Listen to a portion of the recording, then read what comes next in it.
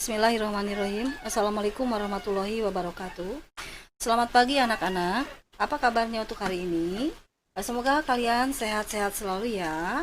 Jangan lupa selalu taati protokol kesehatan. Selalu pakai masker kalau keluar rumah, kemudian jaga jarak dan selalu cuci tangan.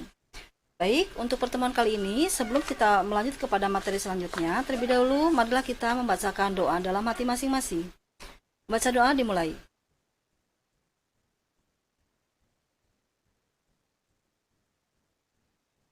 Selesai. Untuk selanjutnya, silakan kalian untuk melakukan pengabsenan terlebih dahulu. Pengabsenan bisa dilakukan dalam Google Form. Baik, selanjutnya kita lanjut kepada materi. Materi yang akan Ibu sampaikan pada kali ini adalah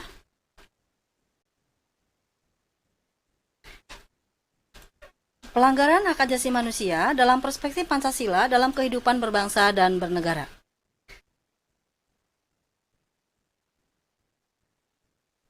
Adapun tujuan pembelajarannya adalah setelah menerima materi melalui PowerPoint atau video, peserta didik diharapkan dapat menjelaskan pengertian pelanggaran hak asasi manusia dengan bahasa yang komunikatif. Kemudian yang kedua, peserta didik diharapkan dapat mengidentifikasi jenis pelanggaran hak asasi manusia serta pencegahannya dengan aktif dan cermat setelah melakukan diskusi kelompok.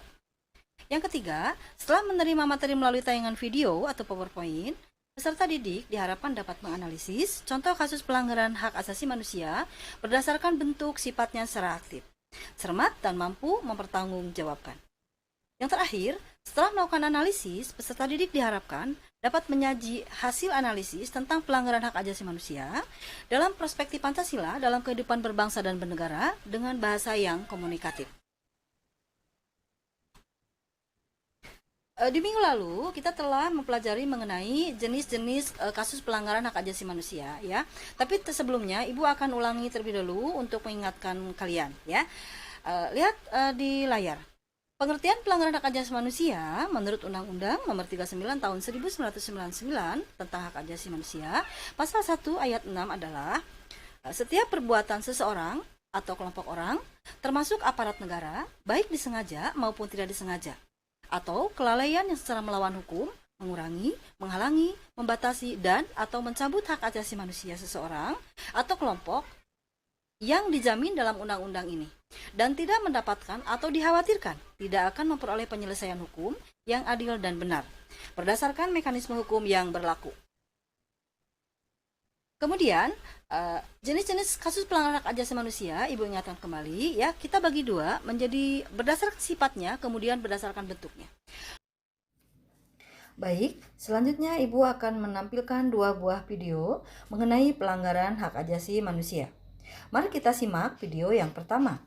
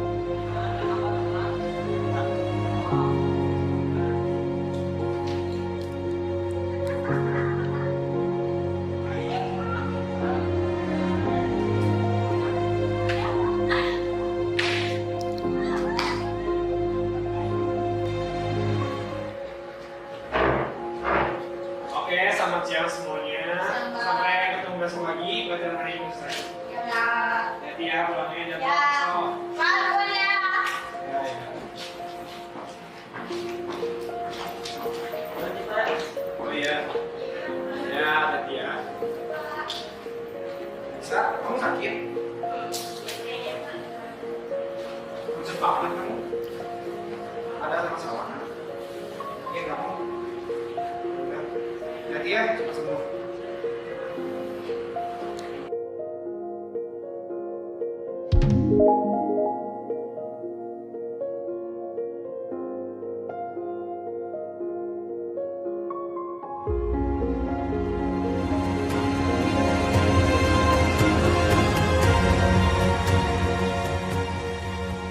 Selanjutnya, mari kita simak video yang kedua. Pada tahun 1980-an, di berbagai kota di Indonesia saat itu aparat keamanan memang sedang dibuat gerah oleh maraknya aksi preman jalanan yang populer dengan sebutan gabungan anak liar atau gali, sehingga sampai mengganggu roda perekonomian RI. Misalnya kawasan terminal sudah dikuasai para gali, sehingga para pengusaha bus terus mengalami kerugian dikarenakan banyaknya begal yang membajak bus dan truk di jalanan.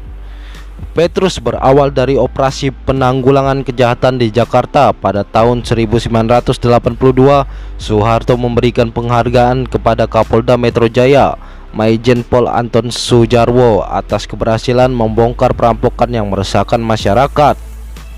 Pada Maret tahun yang sama, di hadapan Rapim ABRI, Soeharto meminta polisi dan ABRI mengambil langkah pemberantasan yang efektif menekan angka kriminalitas yang makin marak dan sadis itu.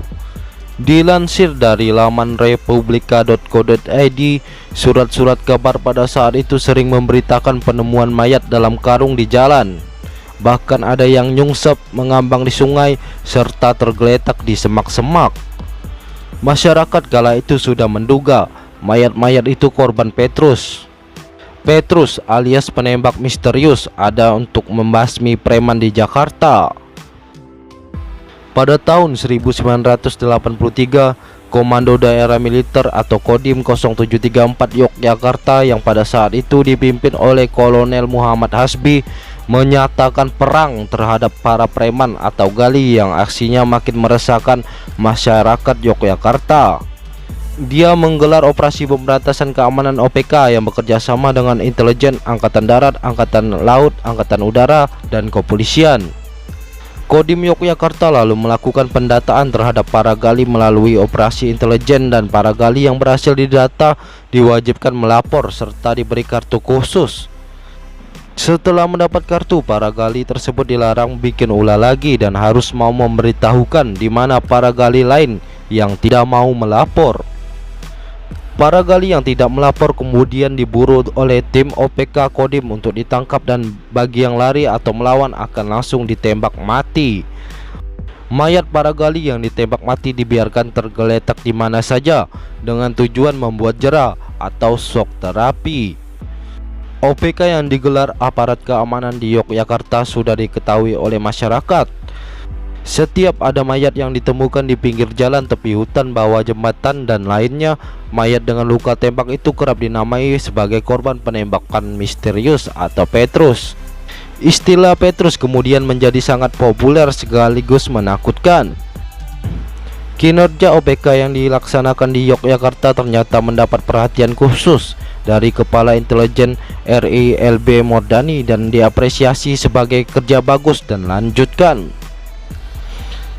Cara penanganan gali dengan cara OPK pun diterapkan di berbagai wilayah di Indonesia, dan korban Petrus pun bertumbangan di mana-mana. Yang pasti OPK memang terbukti efektif menumpas para gali, dan sebenarnya juga mendapat dukungan dari masyarakat luas. Hingga kini masyarakat kadang masih mengharapkan munculnya Petrus untuk menangani aksi kejahatan yang makin marak dan brutal. Terkait OPK yang sukses di era Orde Baru, Presiden Soeharto dalam buku autobiografinya bertajuk Pikiran, Ucapan, dan Tindakan Saya, keberadaan Petrus memang ditujukan untuk menimbulkan efek jera kepada para penjahat. Ya, harus dengan kekerasan, tetapi kekerasan itu bukan lantas dengan tembakan. Begitu saja, bukan? Tetapi yang melawan ya mau tidak mau harus ditembak, ujarnya dalam buku yang terbit pada tahun 1989 itu. Pada tahun 2012, Komnas HAM pernah mengumpulkan fakta-fakta tentang Petrus. Wakil Ketua Komnas HAM saat itu, Yosep Adi Prasetyo, mengatakan Korban penembakan misterius atau akrab dikenal Petrus terjadi pada kurun 1982 sampai 1985. Para korban ada di semua daerah dan umumnya memiliki tato. Nah, itulah tayangan mengenai kasus pelanggaran hak asasi manusia. Bagaimana tanggapan kalian terhadap dua video tersebut? Saya izin menanggapi, Bu. Untuk kasus yang pertama itu kasus bullying, sebagaimana yang telah Ibu kemukakan di